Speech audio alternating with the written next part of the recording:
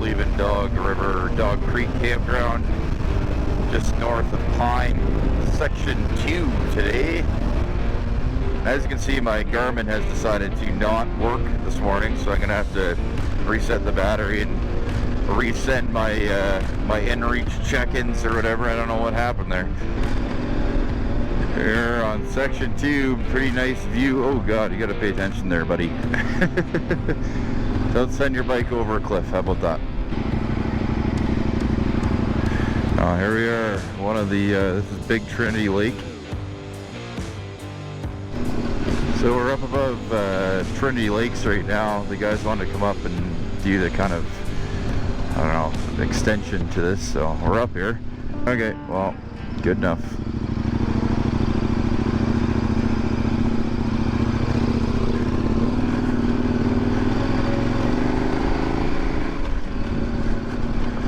Oh, this road's a little gnarly.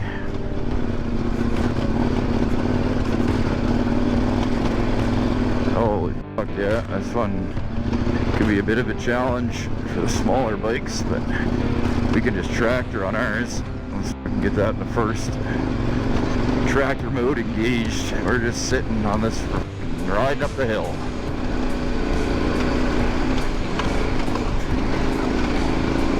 Pretty serious exposure here down the right-hand side.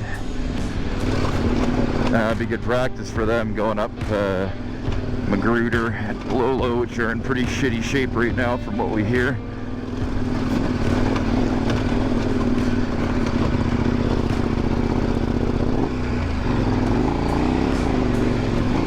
Ooh, there's some biggies here. Oh, almost dropped her. So once you're up here, my goodness. Don't drop your bike off the right, I think is the gist here.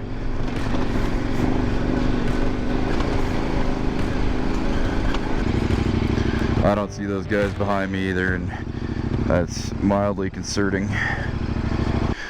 Whew! Absolutely stunning. Not gonna lie, riding that rear brake pretty good here. I don't think those boys made it up past that first section there. Holy, yeah. Well, if you're on the Idaho BDR and you're not a confident off-road rider, I would not suggest coming up here. It's definitely a little bit more advanced. Squirrel, ripping by there.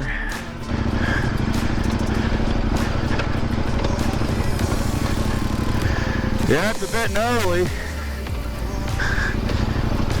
You all good? Yeah.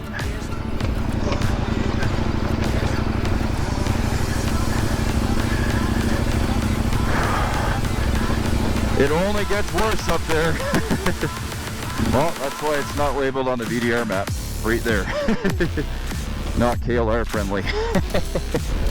Back on Section 2 proper. We just come down from Trinity Lakes, man. The roads in Idaho are fantastic. Really, really fantastic. Just nice, flowy, really well-kept roads. Makes a pretty good time on these things. Really nice casual ride. The scenery is fantastic. I wish I had like another camera or something, or a drone, but yeah, I mean, you can't really beat this kind of stuff. This is what you expected of a BDR. These Motos tires have been phenomenal this trip. Absolutely phenomenal. I wish I still had my Desert HT on the back. Big shout out to everyone that clears these BDR trails, because as you can see, there's a lot of deadfall that's been down on this one. Clear this burned forest, and yeah, it's no fun coming through early in the year and running into all that. Like one cloud above me here. Did not expect to get rained on this trip, that's for sure. You know what, a little bit of water on the road will keep the dust down pretty significantly too for those guys. So. It was like 41 degrees and could not find a cloud yesterday. Into the rain today. I don't mind getting a little wet. Definitely don't mind the cooler temperatures today. This is A little bit more what we're used to riding in back home, so I'm happy as a clam. Yeah, the Idaho BDR definitely a faster track in general than Washington was. Washington's short, but it's, you know, the road's definitely in a bit worse shape and definitely tighter. But you know, mind you, we've been on 2 sections of this one. Still got a long way to go on this section. The scenery here is phenomenal, and you know, as horrible as forest fires are, they do open up some good frickin' views when you get a burned forest like this.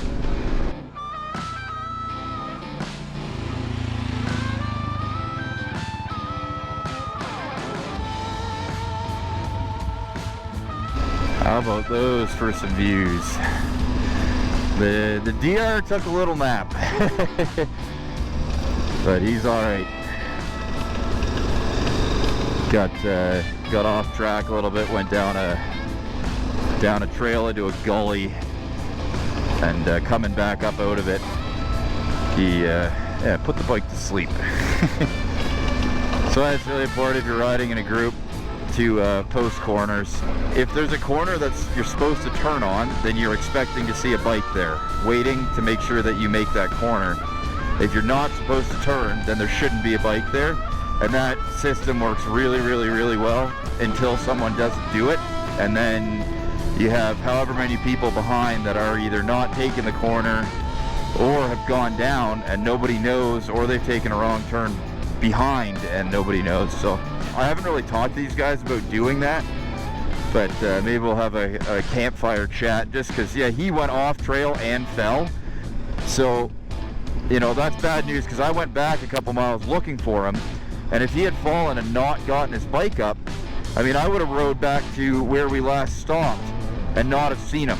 And, you know, stuff like that scares me a little bit, because if he had fallen, was trapped, injured off the trail, and I'm riding exactly the trail that we came in on, you know, unless I stop and shout or whatever, or he's shouting and I hear him, then there's no real way of me knowing where he is without now going off every spur on the road, and that could take an hour, you know. He was a couple miles back, you know, and there's spurs everywhere.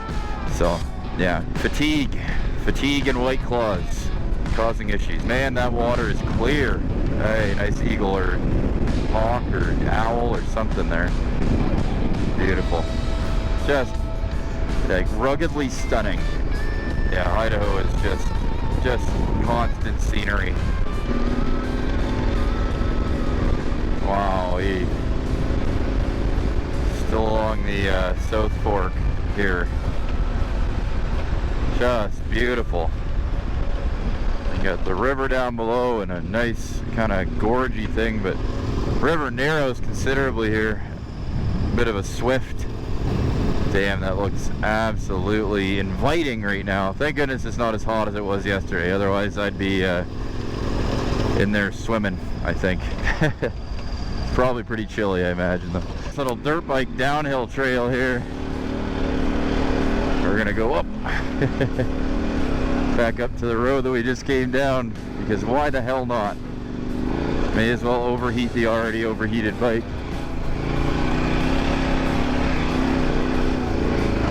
They just went by here. Woo! He biffed her. Perfect timing. I didn't even see what happened here.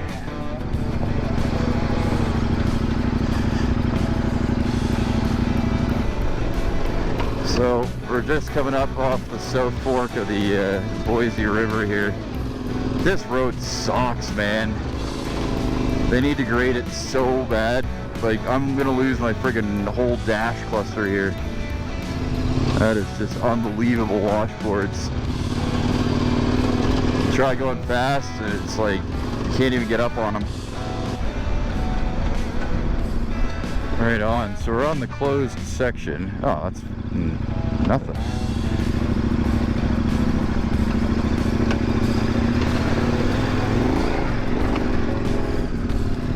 Water crossing complete. Oh, that's it. Then we're money bags.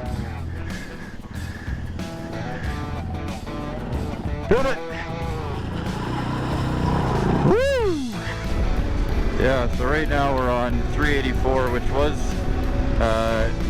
noted on the BDR Facebook page as being washed out. The road's really nice, scenery is beautiful as always, lots of wildflowers, typical of day 2 in Idaho, I think is what I would say about that. It's a really nice day, the section 2. But yeah, really neat road up here. I'm glad we came up. The view is like unbelievably nice. Goes with the theme of today. We're way up here. This road is right now closed and advised to be deviated around by the highway.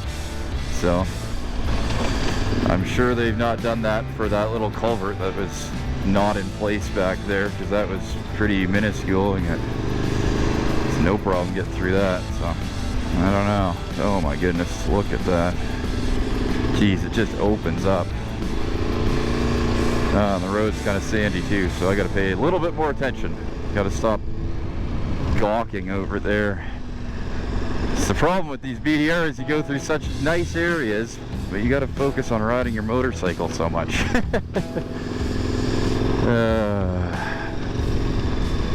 Wow, that's pretty stunning, if I do say so. The road we're going on all the way over there, just descending through these big gullies. Super nice. Alright, still descending off the ridgeline here. It's been miles of winding around this mountain. You look on the map and it's just a squiggly mess. But we just passed a side-by-side in an ATV driven by what looked to be like an 80-year-old man. So my confidence for us getting through this washout has skyrocketed, if the washout is even in existence.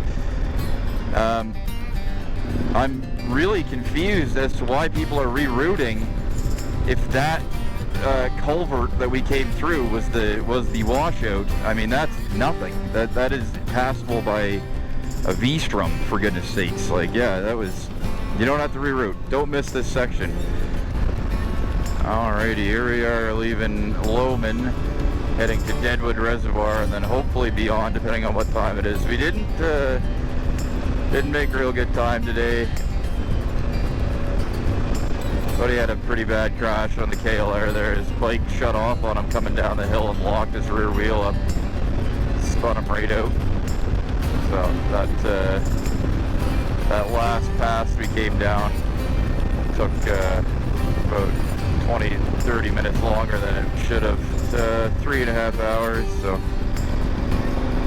before it's stop time. It'll be about 11 hours of riding today. Wow, see, that's the road we came up here on. This is pretty squiggly road.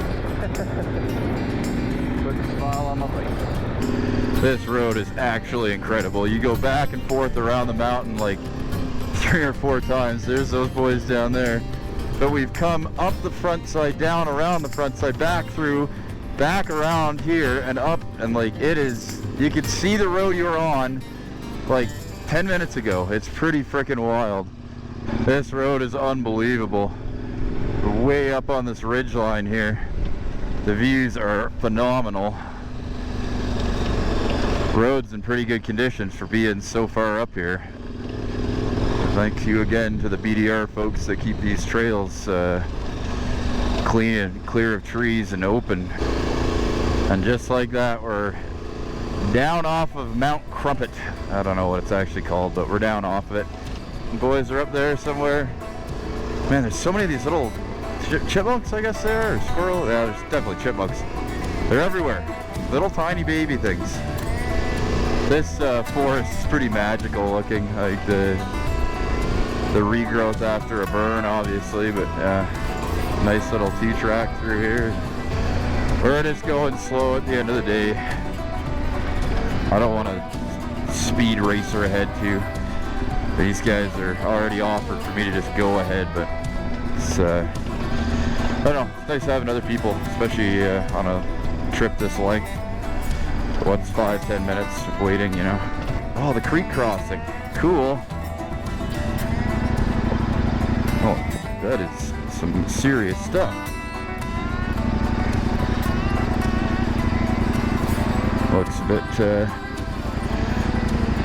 bit, shallower over here for sure. Probably should have taken a run up at this, but alright.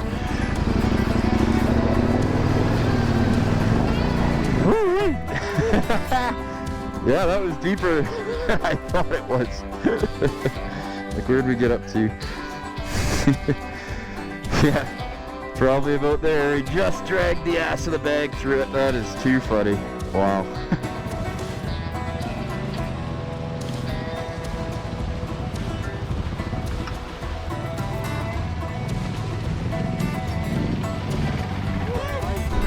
Oh, that was awesome. All of us made it through, no problems. Everyone got a big milestone. That's the deepest water we've all been through, without a doubt. Certainly for me, I don't do many water crossings on the island. There aren't really that many, but wow, that was fun. And we got to dunk our heads in the creek and cool off a little bit. It really is crazy how fast you get up in elevation here. Like, not 10 minutes ago we were all the way down back there, and it's just crazy how these roads are here. Can't wipe the smile off my face right now, that's for sure. And I think that is mission successful already for the BDR. Alright, first glimpse of Deadwood Reservoir. Let's try that again. Reservoir? There. Something like that. Anyways, the road is just switchback, just following these mountains like crazy. It's hard to even tell distance. You just endlessly switchbacking. I haven't checked the weather forecast. I'm gonna load up the Garmin and see if I can't get one here when we get to camp, but hopefully it's not too bad the next couple days. It would really suck if we do our elevation days and it's all clouded in, you can't see anything. That would definitely be a bummer. I think I've done more switchbacks today than probably in my entire life.